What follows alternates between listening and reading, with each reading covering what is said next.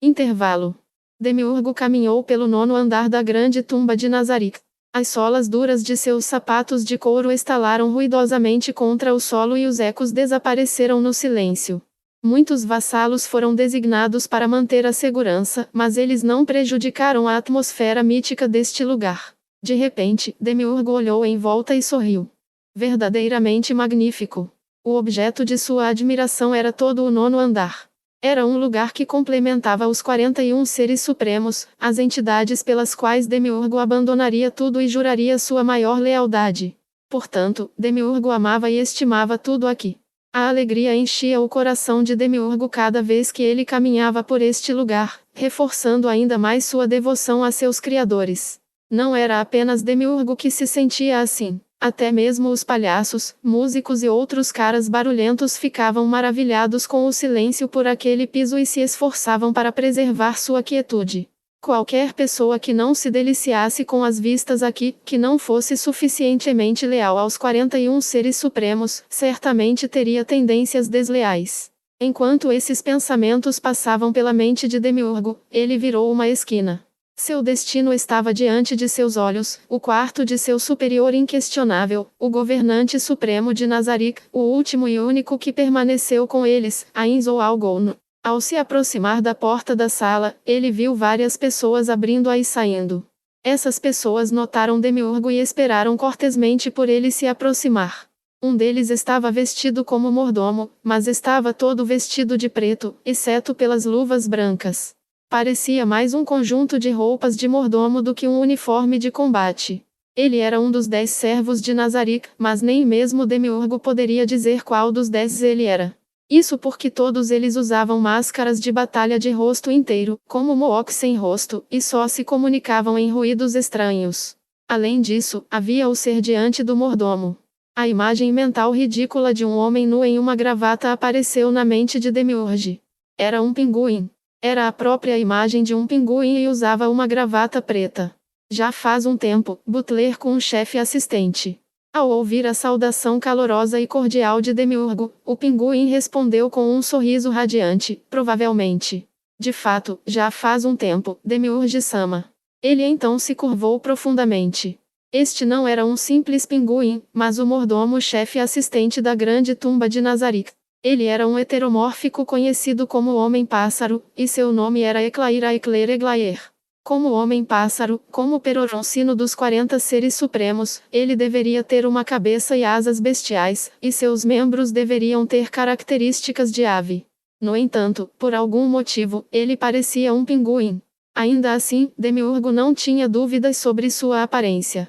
A razão para isso era porque ele era uma criação e relíquia dos seres supremos. A Albedo está dentro? Sim, Albedo-sama está dentro. Albedo estava encarregada de Nazarick enquanto Ainz estava fora.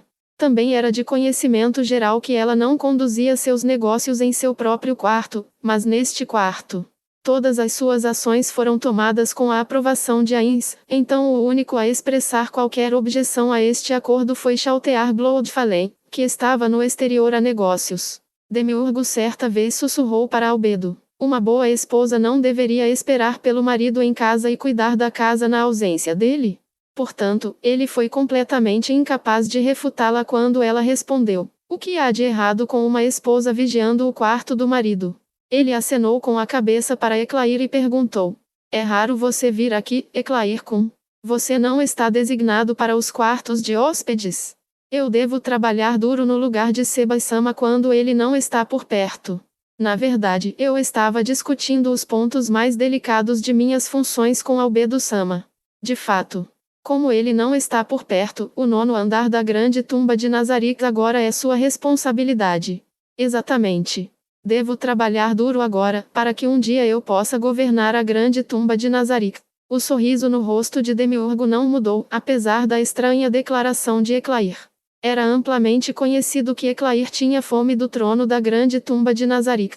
Ele era uma criação dos seres supremos, então ele estava fora de questão.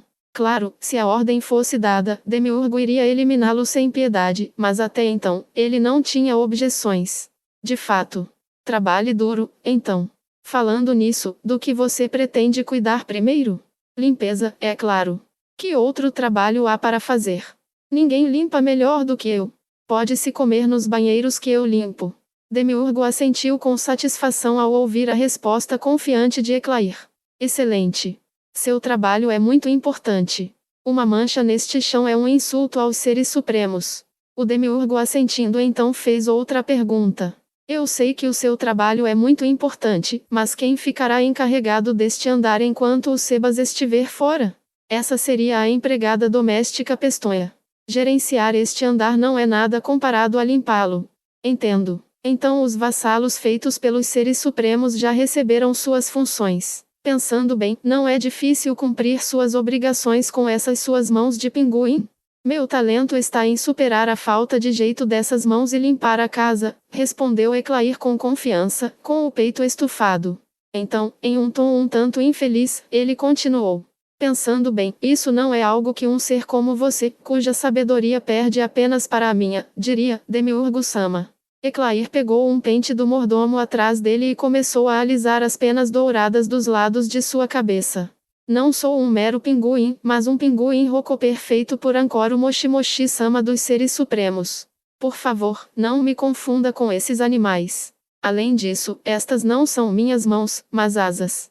Parece que fui rude. Depois de ver Demiurgo abaixar a cabeça em desculpas, Eclair sinalizou que ele não levou isso a sério. Então, ele ordenou ao mordomo atrás dele. Me carregue. Gi. O mordomo colocou Eclair debaixo do braço. A marcha habitual de Eclair era uma série de saltos curtos, que eram bastante lentos, em alguns aspectos. Portanto, ele era tipicamente carregado por um criado dessa maneira.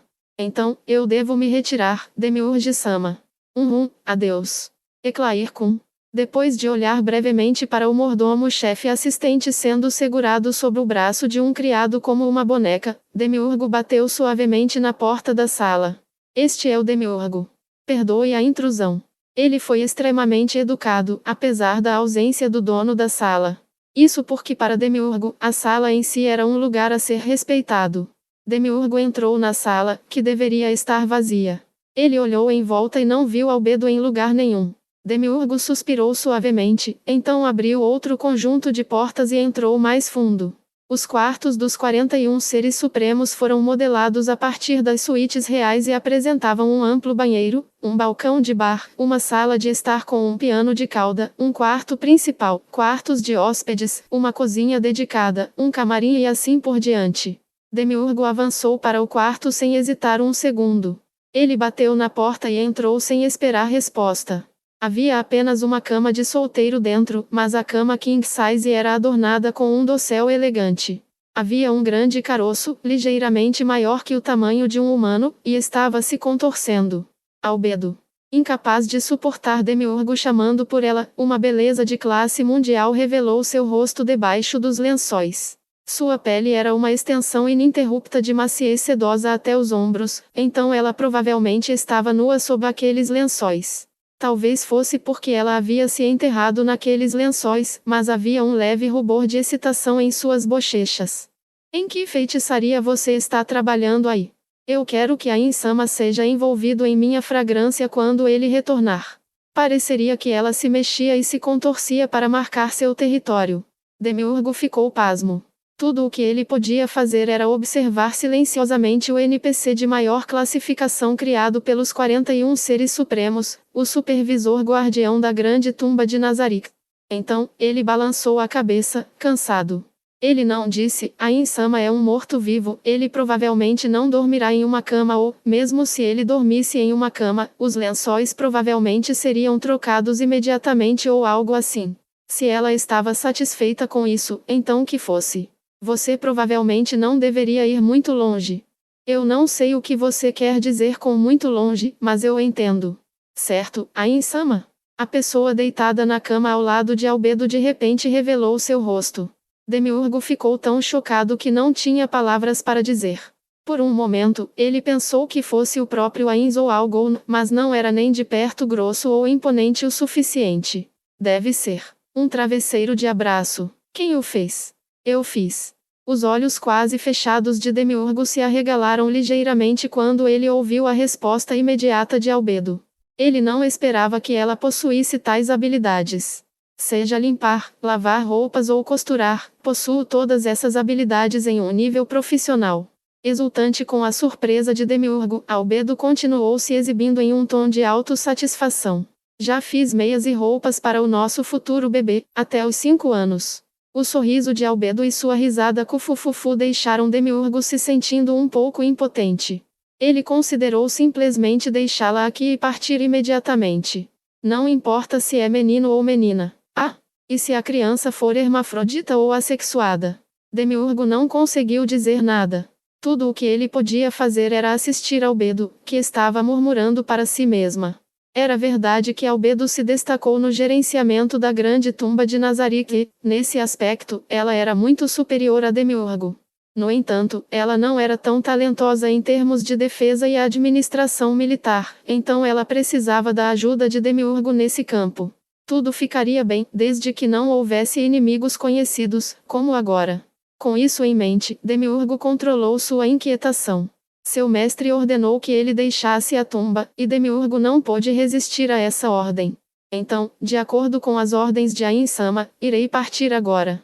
Sendo esse o caso, os únicos guardiões restantes em Nazarick serão você e Cocytus. Não há nada a ser dito, mas espero que você se cuide. Então, depois de Aura, Mari, Sebas e Chaltear, é a sua vez? Deixe isso comigo.